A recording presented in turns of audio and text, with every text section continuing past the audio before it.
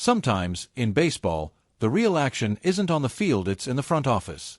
Roster moves might seem like chess to some, but to teams like the Mets, they're a survival strategy. While fans focus on hits, homers, and heartbreaks, management is quietly playing with rules, timing, and contracts to squeeze every ounce of value out of the 40-man roster. And this week, New York pulled off a subtle but savvy move that could end up making a much bigger impact than it seems at first glance.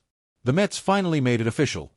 Center fielder Jose Siri is heading to the injured list with a fractured left tibia. The injury was initially reported Monday, but for reasons that would make any roster nerd proud, the actual IL move wasn't processed until Thursday. Why the delay? It's not just baseball, it's business. That one-day wait opened up a technical loophole that allowed the Mets to bring back a pitcher just 24 hours after optioning him.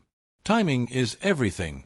Let's unpack the play. After using Justin Hagenman in a bulk relief role behind opener Huascar Brazoban, the Mets optioned him out and recalled Max Kranick. Then, knowing Siri's IL move was looming, they waited just long enough to recall Kranick again without triggering the usual 15-day restriction. Since Kranick would now be replacing an injured player, the rulebook allowed the move.